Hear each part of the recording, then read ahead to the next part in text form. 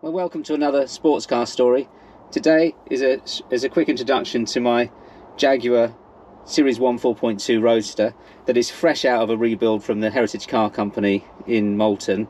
Phil Leeson has basically put together a brand new E-Type, so I'm so chuffed about it. Come for a drive, I'll talk you through it.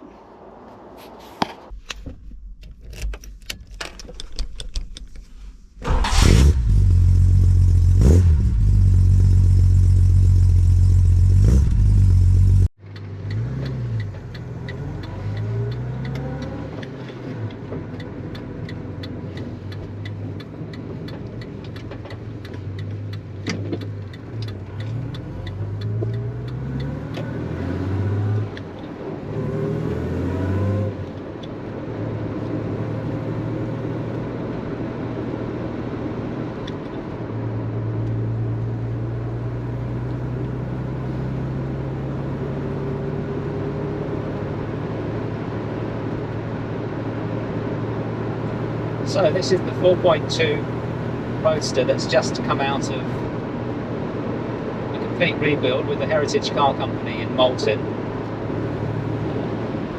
They had it from 2016. I bought it from Charlestown, South Carolina.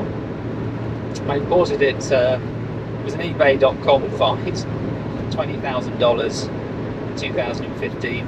I actually flew to South Carolina over a weekend to view it. I thought I can't buy this without having a look, so I flew to New York, down to South Carolina. I think the return trip cost £400 or something like that. It was cheap because it was early January, and there was a bonus in the sense that the guy I bought it from could virtually push it to the docks in Charlestown, which meant I didn't have shipping costs within the US. It was just the container costs. I bought a Mark 1 Jag from him as well, which I sold immediately I got back, and the money I made on the Mark 1 paid for the shipping, which was great. So then Phil at Heritage Car Company, Phil Leeson, then promptly didn't do anything for a year, because that's the nature of the game. He's got to fit it into his schedule. But he certainly did that, and while I was waiting, I bought a bonnet from Barrett's, which cost an arm and a leg, but it needed a bonnet, and it was an incomplete project, and I didn't really know what was missing. That was the worry. When you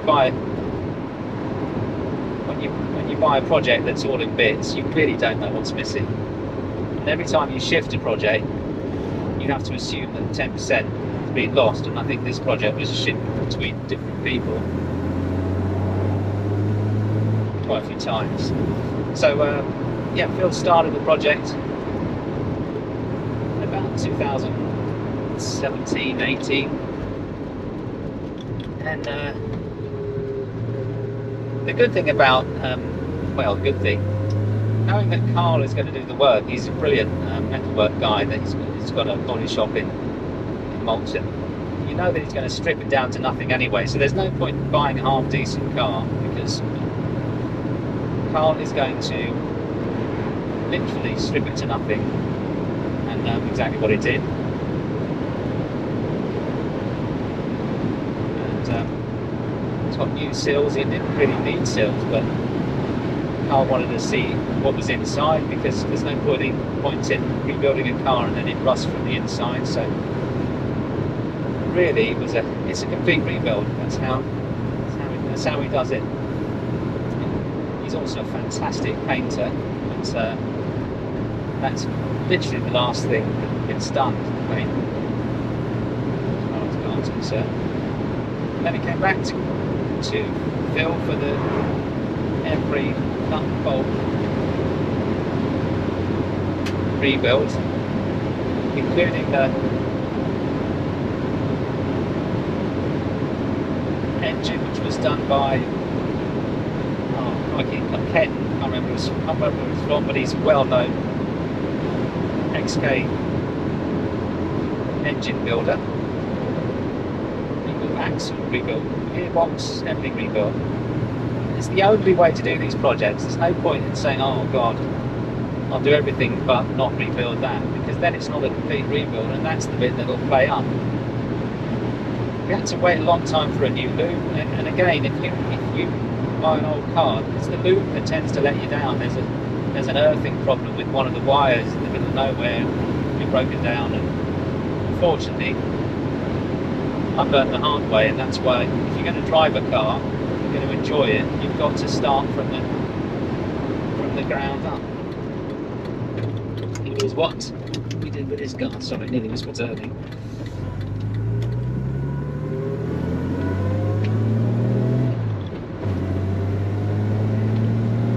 Should be driving with the roof off today, but it's too cold. You can't see that on camera.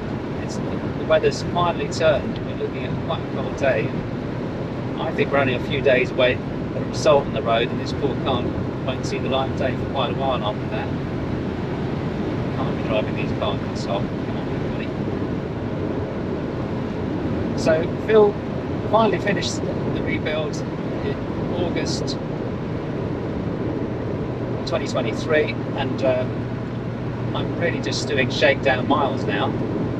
It's done 83 miles.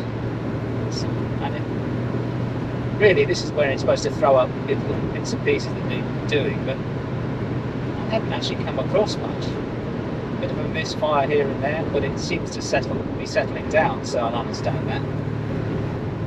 Perhaps it's a plug gap that's not quite right, or something like that. But really, this is such a pleasure. It's a brand new E-Type.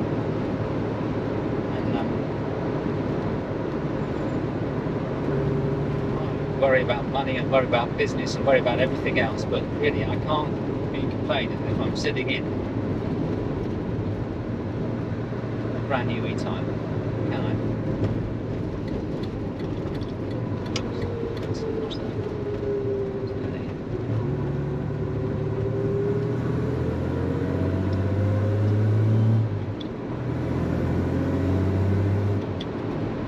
So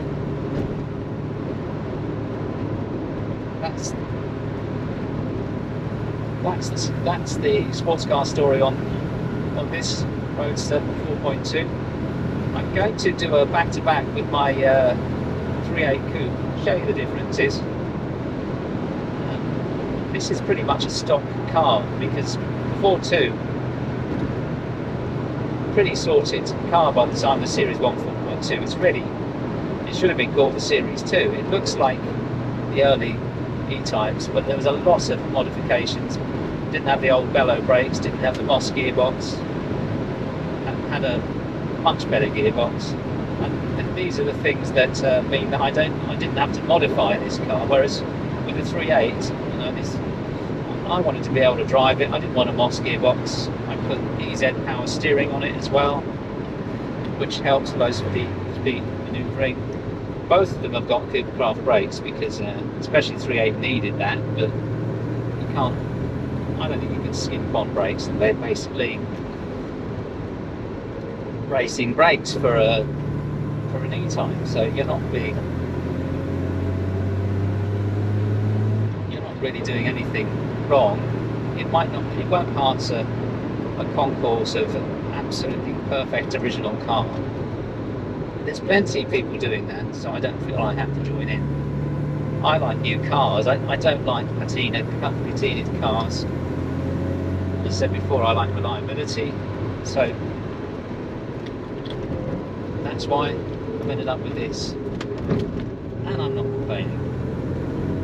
So yeah, next time you see me, I'll take out 3.8 coupe, and that's another sports car story, because it's probably the last cheap E-Type in the country that I bought there, because it was long enough ago, I think 2010, that the prices hadn't gone ridiculous, so I bought that one for 10,000. Anyway, that's another story. Thanks for watching. Please subscribe, and I'll see you next time.